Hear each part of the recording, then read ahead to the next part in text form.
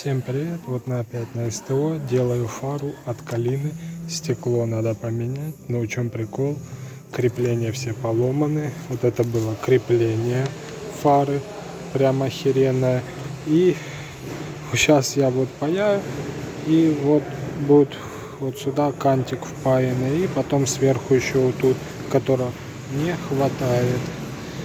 И посмотрим, как это будет выглядеть. Погнали. Итак, пацаны, вот так получилась фара.